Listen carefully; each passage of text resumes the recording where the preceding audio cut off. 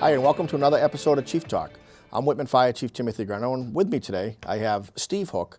Steve is the director of the Holbrook Regional Emergency Communications Center. Whitman uses the Regional Emergency Communications Center since, I believe, 2012 for answering all of our 911 calls.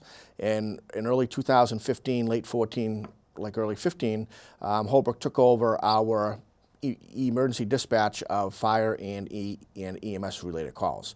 I invited Steve here today to have a discussion about how the regional center works, how the calls get processed, how apparatus gets dispatched, and most importantly, how the regional center is an improvement to your public safety. Steve, thanks for coming. Hi, Chief. Thanks for having me. No problem, my friend. Steve and I go way back. For those of you who don't know, I think we've been friends for over 20, 25 years. Started out in his little shop in Randolph, and he's built himself up to a major emergency communication center, all self-educated, and he's done a fantastic job. So can you tell me a little bit about the Holbrook Center, or Sure. tell our viewers a little bit about it? Sure. So the Holbrook Communication Center went regional in 2008. We started off with Sharon Fire. In 2012, we took on Abington Fire, Whitman Fire, the Whitman 911. We also dispatch Holbrook Fire and Police.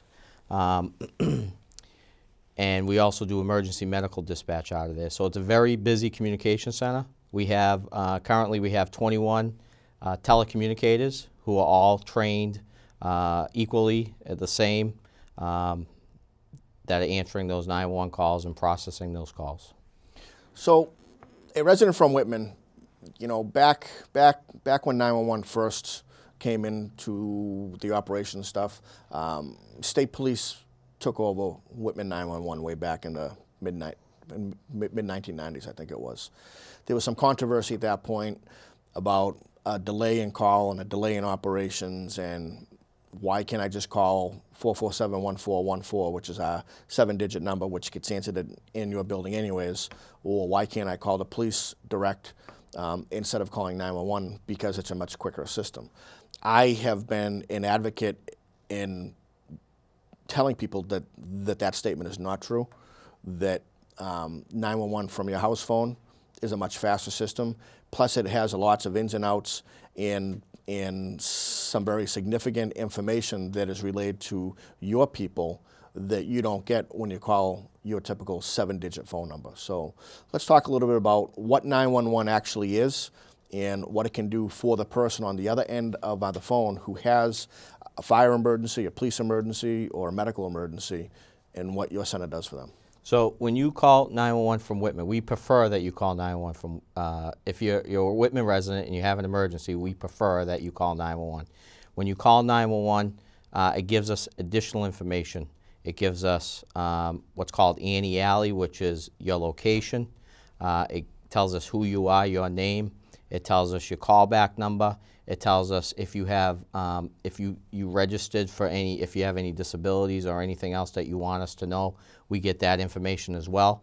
And it comes right into our center. We handle all the emergency medical dispatching right there. So if you're calling for a medical emergency, your call's not being transferred to somewhere else. Let's stop right there real quick and just explain what emergency medical dispatching is.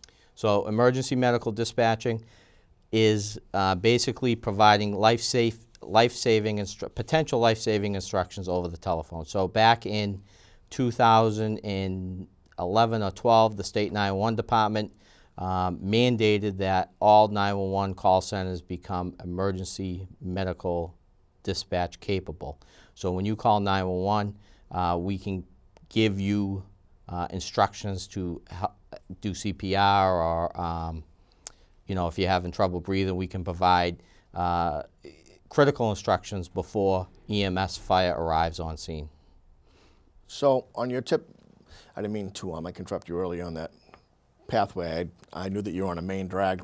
I'm getting to some important information, but for us, the terminology like EMD is second nature. So we know what they're talking about. So I just wanted to explain to our viewers what you do. So you receive a 911 call from the town of Whitman right now from Mrs. Smith at 123 Temple Street.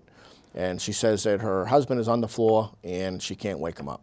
How does EMD fall into that play? Well, let's back up. How does that 911 information help you to help me and role play into EMD? You know what I mean? So if Mrs. Smith calls 911 and not the 7-digit number, how's that call like playing out on your end? And what are all the moving parts in the communication center so the viewers can see just how important that the operation of the center is? Yep. So that's a good question, Chief. So we have a number of people. You know, back when Whitman did their own dispatching, you had one person on the desk. We have 4, sometimes 5 people working, depending what shift it is. So we can handle multiple calls. The way it works now, if a resident calls 911, 2 people pick up the telephone. Okay, we verify the information. We get the Annie Alley, the caller information. We verify that, and then one dispatcher will start fire, police, EMS, whatever the call is. And the first dispatcher will go right into EMD and start providing those emergency medical dispatching instructions to the caller. So what's happening on our end of the fence is that our apparatus is being alerted for a non-responsive person like on the floor. They will then advise us that EMD is underway, and as the apparatus is responding, they will frequently update my responding apparatus that CPR instructions are being given over the phone. And if anybody knows the chain of survival, the number one factor in the chain of survival in sudden cardiac arrest is early CPR, bystander CPR. So the service that the dispatchers are providing over the phone is truly life-saving services that we really didn't have before. We didn't have that was when state police were answering our 911 calls, EMD was not part of that system. And one of the main reasons that we switched from Holbrook, from State Police Middleborough to Holbrook, was the fact that you do your EMD in-house. Correct. So it's one phone call, one person or 2 people. The person never gets transferred again after they dial 911, which isn't true in a lot of communities. Absolutely right. Do you want to talk about next generation 911? Absolutely. So next generation, I sit on the 911 Commission, and for the last couple of years, we've been planning for next generation 911, and Holbrook will have next gen 911 within 90 days. So what that means to the residents of Whitman is in the future, not in 90 days, but once the whole state has been cut over to next gen 911, the communication centers around the state will be able to receive text messages, videos, pictures of things going on. So let's talk about police a little bit. If you're in a situation, a domestic or something, or you're hiding in your house, you have somebody breaking in, you can send a text message to the 911 center silently without anybody knowing that you're hiding in the house, and we can communicate that way. So within the next, I would say, year and a half or so, that feature will be available, and the 911 department will roll out a PR campaign to educate the public. Very nice. Let's talk a little about cell phone 911s, because that's a big contention. And what we're finding a lot with our emergency management planning in town is that we'll send out a robocall 2 or 3 days before a major storm hits, and we have Civic Plus, which is our reverse 911 system. We have a lot of people that have registered their cell phones and not their house phones, because quite a few people don't have cell phones anymore. House phones anymore. Mm-hmm. So if you dial 911 from a cell phone, let's discuss the trail on how that call gets to Holbrook quickly and efficiently. And we all know that there's speed bumps in the road and not everything is perfect. But I think the viewers should know that 911 is a critical point and it's a critical number, and this is how their system gets handled. So cell phones are not cut and dry, Chief. So if If you dial 911 from a cellular device, it rings to a state police wireless center. The state police wireless center will determine what town the call is from and transfer that call to the appropriate PSAP. Obviously, if it's Whitman, it will come to us. However, the way the anti-alley works on a cellular call is we don't get any name, who the device is registered to. All we get is a callback number. And depending how old your phone is, we'll get some type of location, usually within 50 meters. If it's an older phone, it could be the closest tower. If it's a newer phone, it's a little bit better, but it's not 100% accurate. The technology is not there yet. So somebody calls you from their cell phone and they leave you a quick message, or they phone in a quick motor vehicle crash that they're driving by. Coming from where we were at Whitman Fire 3 years ago, where we had one person on the desk or maybe nobody on the desk at all because of multiple calls, we weren't able to make those notifications back again and try to trace that phone call down. You can now do that now because you have 3, sometimes 4 and 5 on dispatches. Yep. So the work of what one person was doing in the Whitman fire station is now being handled by 4 or 5 different people at a time. Absolutely, yep. And that's one of the benefits of being a regional center. Funding. Yes. Funding. So State 911 pays the regional center a certain amount of money each year to do 911 work, and then we kick in what the remaining balances. Can you explain how the funding mechanism works for State 911? So when people see their phone bill and they see that 911 surcharge on there, right, how does that fund things? So there's a couple of different grants that come from the State 911 department. You have what's called a support and incentive grant that each community gets. It's based on call volume. Regional centers get more.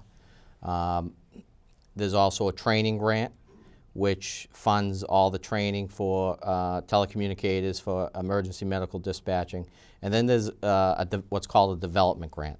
And as these regional centers develop or continue to build out, 911 will support those centers with development money. Now, the 911 surcharge is $1.50, I believe, currently. Yep.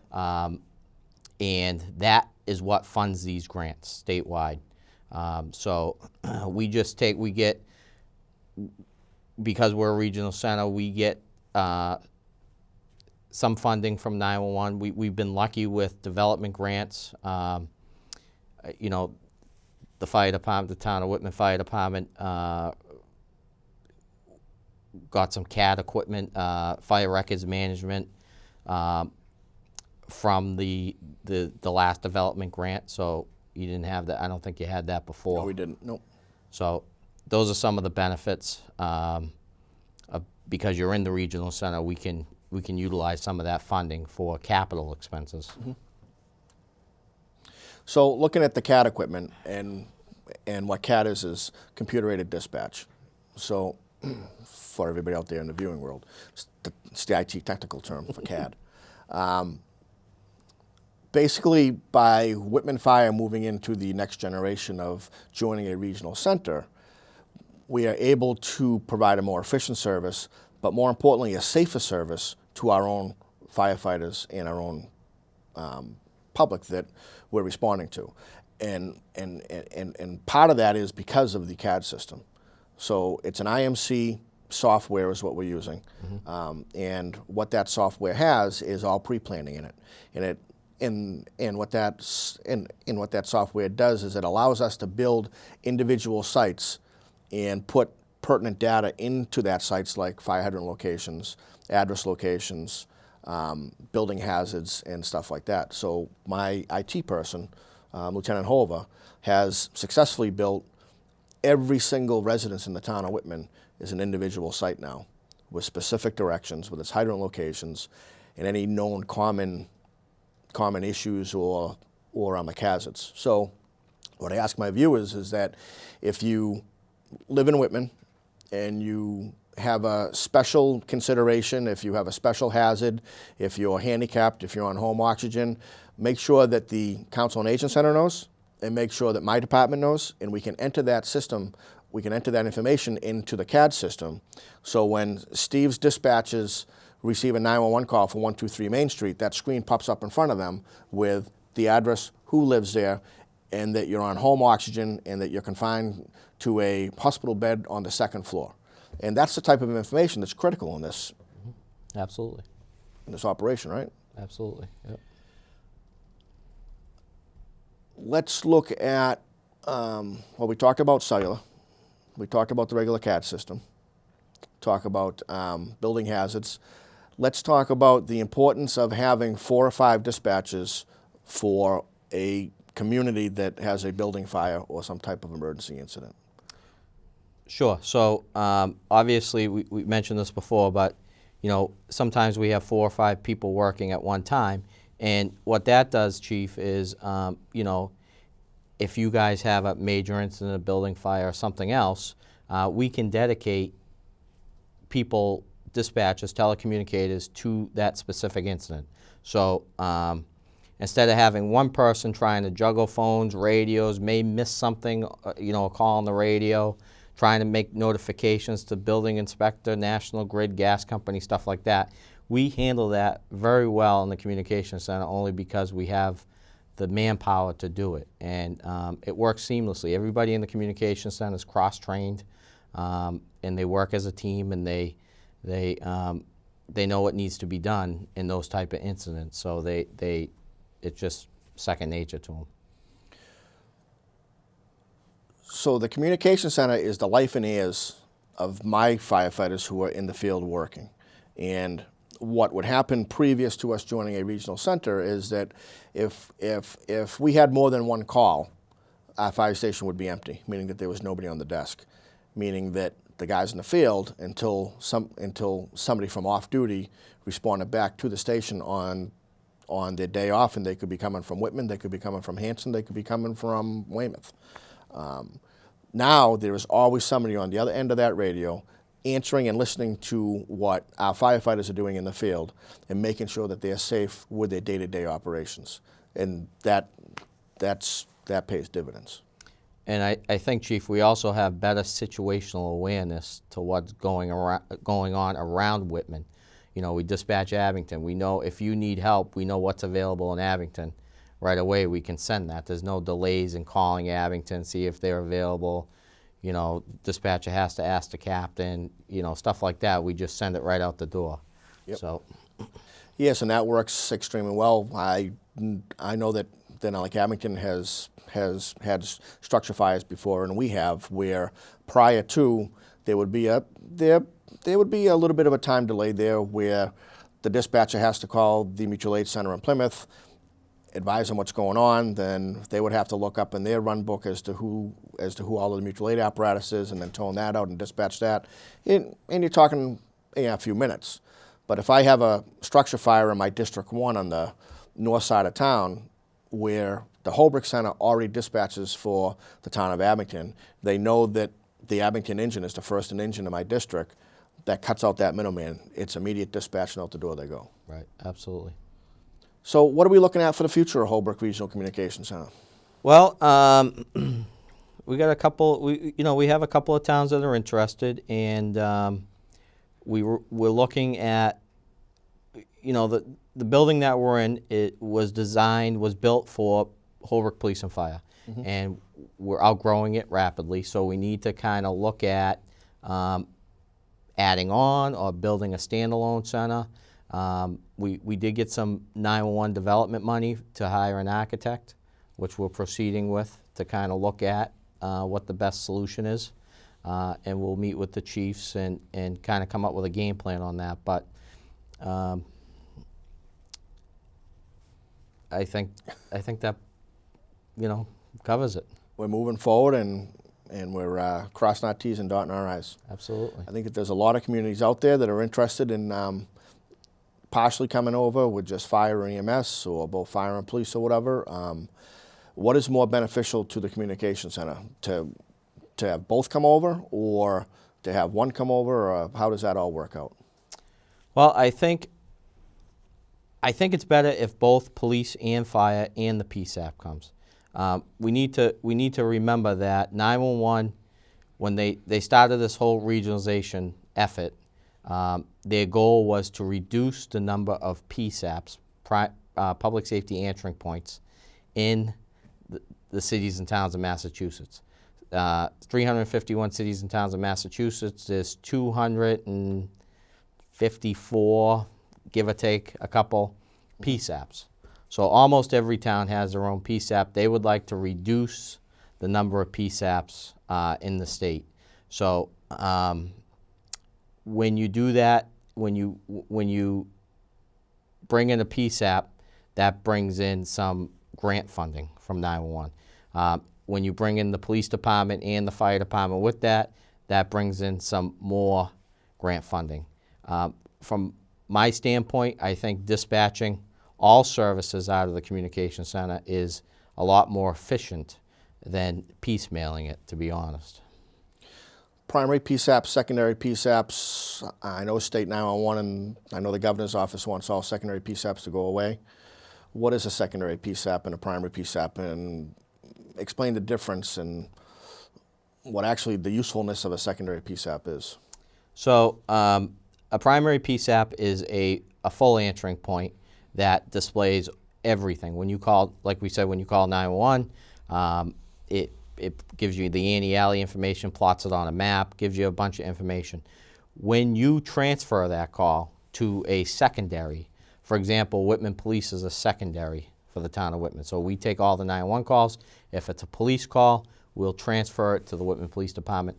They'll receive limited information, caller ID, name. But you have it all back. Absolutely. Back in Holbrook. Yep. You've got the ante in the alley and everything like that, like showing up in front of you. Absolutely. It's just that data is not transferred down on that secondary line. Correct. Okay. And all phone lines are recorded.